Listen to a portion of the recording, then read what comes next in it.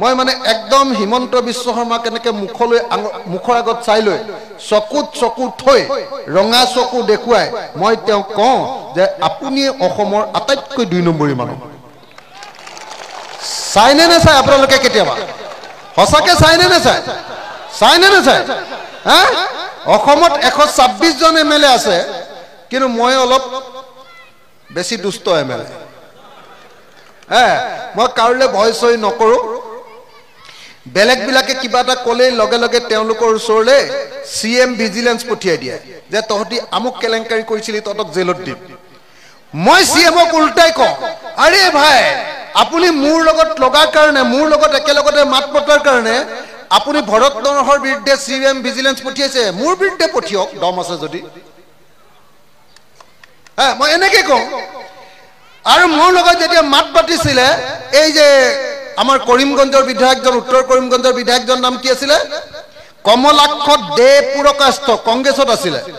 মোৰ লগত একেলগতে মাত পাতিলে মোৰ লগত সহায় কৰি দিলে মই যেতিয়া ধৰিছিলো সিএমক তেতিয়া তেওঁ মাতি দিয়াৰ কাৰণে তেওঁৰ এগেইনষ্টত পুলিচ পঠিয়াই দিলে কমলাক্ষ দে পুৰকাষ্টই ভয় খাই কংগ্ৰেছ আৰু বিজেপিতে জইন কৰি দিলে গম পাৰি নাই গম পাৰি নাই মানে যিবিলাকে কেলেংকাৰী কৰি থৈছে তেহেতি বেছি মাতিব নোৱাৰে লগে লগে পুলিচ পঠিয়াই দিয়ে ভয় খাই আৰু তেহেতি গৈ বিজেপিত জইন কৰে মই চ্যালেঞ্জ কৰিছিলো যে কমলাক্ষ দে পুৰকাষ্টই মুখে সহায় কৰিছে মোৰ লগতে মাত পাতিছো মই যদি আপোনাৰ দম আছে আপোনাৰ সিএম ভিজিলেন্স আপোনাৰ পুলিচ জি আছে পৃথিৱীত জি আছে আপোনাৰ সিবিআই সিআইডি এনআইএ জি আছে আপুনি মোৰ ঘৰলৈ পঠিয়াই দিয়ক মোৰ ঘৰত বহুত পইচা আছে লৈ আহক বুলি কয় মই এনেকে যেতিয়া কওঁ তেতিয়া তেওঁলোকে কয় যে এই অখিল গগৈ এটুক লগত লাগি নাথাকিবি এনেকে কয় এটুৰ লগত লাগি নাথাকিবি এটু জেমেলা কৰিব বুঝানে নাই সেইকাৰণে মই আপোনালোকক এটাই কথা ক'বলৈ আহিছো স্পষ্টকে এটা কথা ক'বলৈ আহিছো যদি অসমৰ পৰা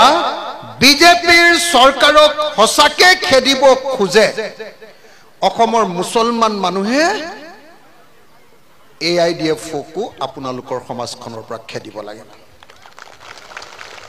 খেদিবনে নেখেদিব মই নাজানো খেদিবনে নাই হসাকে খেদিবনে নাই মই আপোনালোকক এটা কথা কওঁ মুছলমান মানুহে যদি অকল মুছলমানক ভোট দিয়ে তেতিয়াহ'লে হিন্দু মানুহেও অকল হিন্দু মানুহকে ভোট দিব কথাটো বুজিছেনে নাই হয়নে নহয় AIDF-টো হ'ল অকল মুছলমানৰ পাৰ্টি আৰু বিজেপিটো হ'ল হিন্দুৰ পাৰ্টি সেইকাৰণে AIDF-এ হিন্দুৰ বিৰুদ্ধে কথা কয় আৰু বিজেপিয়ে মুছলমানৰ বিৰুদ্ধে কথা কয় কয়নে নকয় কি বুলি কয় যে মোৰ জন্ম হৈছে হিমন্ত বিশ্বই কয় যে মোৰ জন্মই হৈছে মহবুবুল হক আৰু কি নাম দিলৱাৰ হুছেইন মজুমদাৰক খতম কৰিবৰ কাৰণে তাৰ মানে